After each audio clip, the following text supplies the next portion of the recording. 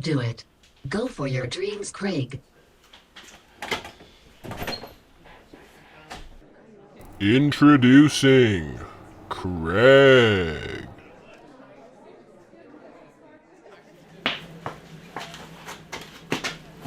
Everybody now, give it up one more time for Johnny. Yeah. All right. So this is my first time ever doing stand-up comedy. So, I never really thought I'd be in a position like this, but I think I've come up with a foolproof way to succeed in comedy, right? You just have to put yourself in a situation where you can never lose. I mean, look at me right now. I'm in my basement. There's no crowd. But still, every time I make a joke, I get a laugh. See? It's great. You just put yourself in a winning situation and you can never lose. All right, ready? Here's an example. So the other day, I was in the city and I was in Central Park. I'm with my group of friends, right? And we're leaving Central Park. It's midday, right?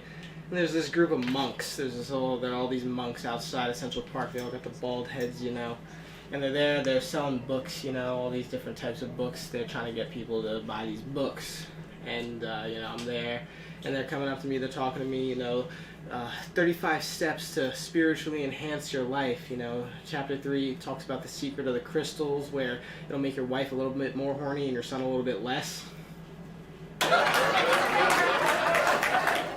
Alright, right? So, the dude comes up to me, he's trying to sell me this book for $5, right? And I'm like, hey, I don't want any of this monkey business.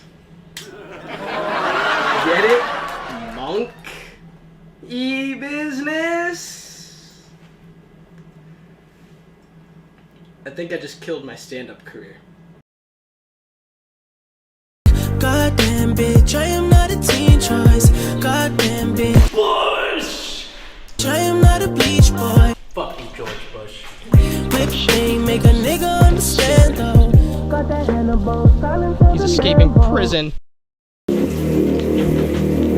Get your fucking hands up. Get on out of your seats. All eyes on me. All eyes on me. I like writing commentaries because those videos seem to be the most fluid and I want to feel smart like Sneeko and Karsten again. Only thing is I don't ever really feel all that smart anymore. I think actually going to classes gives me that peace of mind that I'm like somewhat intelligent. But now it's summer, so I guess that means it's monkey brain time, or read some books to keep myself motivated. I'm young and I don't always feel like the things I have to say are that important. I'm an 18-year-old kid from one of the wealthiest counties in one of the wealthiest countries with a myopic view of the world, and I'm still unhappy. At the end of the day, you gotta look yourself in the mirror and realize most people probably don't care about what I'm saying, but I guess I'm gonna keep saying things and try to find ways to make people pay attention. I think growing up we get our mentality about the world from people that we look up to and not necessarily like just the people that we know. If you grew up around the same time as me, the internet was new and it was huge, so there was endless possibilities for all the types of content and types of people you can see on there. I was also a pretty smart kid, so I was able to bypass certain restrictions that my parents put on said internet. Sorry, Mom and Dad, but I ended up fine after watching Two Girls, One Cup,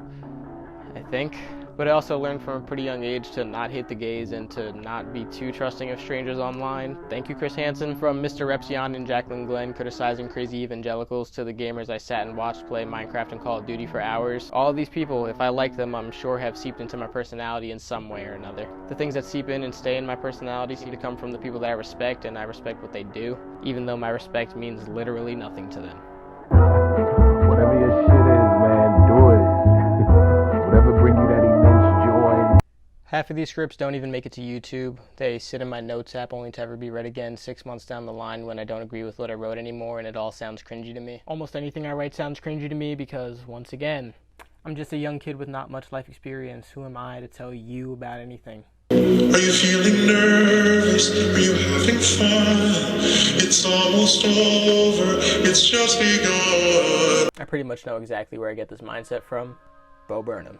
I've been a huge Bo Burnham fan ever since I first saw his specials back in the day, and as I got older and the more I created my own things, I understood the specials more myself. Rewatching them after having new life experiences is like a whole new experience of a special, but that's a different topic. Bo is really self-aware. He was only 25 when he made the special Make Happy, and he's constantly reminding the audience that while he may have the microphone and while he may be on stage, that doesn't necessarily mean everything he's saying is the truth and that you should take it at face value. my art is a lie. Nothing is real. He doesn't take himself seriously. He doesn't talk about serious topics. In his most recent special, he kind of talks about how it's a defense mechanism, and I pretty much feel that too. My biggest fear is being painfully unaware how bad the work I make is, so I tend to go completely in the opposite direction. I don't want to give myself any praise. I like creating and putting my brain on display, but I don't think in 10 years, fuck, even 5 years, I'll have the same mindset that I do now. Like I said, scripts from 6 months ago that never saw the light of day have ideas that I don't agree with anymore.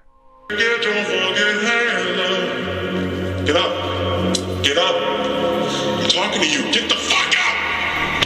Get your fucking hand up. Bo suggests living without an audience, but nowadays I don't know if that's necessarily possible with the advent of social media.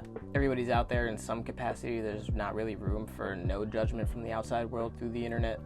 So I thought might as well say fuck it and lean into it, right? I want people to see the shit that I create. I want to garner an audience. Yeah, I want attention. Can't lie, it feels good. The weird part is I don't know if I can articulate exactly why it is I want people to see my work. It's probably for selfish reasons. I want people to like the things I create. I want people to think highly of me, but I don't know, I also don't think I really need to be seen by everybody. To quote The Weeknd, I just want to make that money and make dope shit. I just wanted to make movies because I like telling stories. If writing novels in this day and age was profitable, I'd probably try to do that too. Telling stories is just interesting to me, and film seems to be the most interesting way to tell those stories. I want just enough people to see what I create so I can make a living off of it, but I don't really know if I need much more than that. In the grand scheme of things, yeah, I want my work to be impactful in some way. But as long as it's impactful to me and the people around me, then that might be enough. Or maybe these are all just lies I'm telling myself while I really figure out why it is I want to put my brain on display for strangers. Art's still a lie. Nothing's still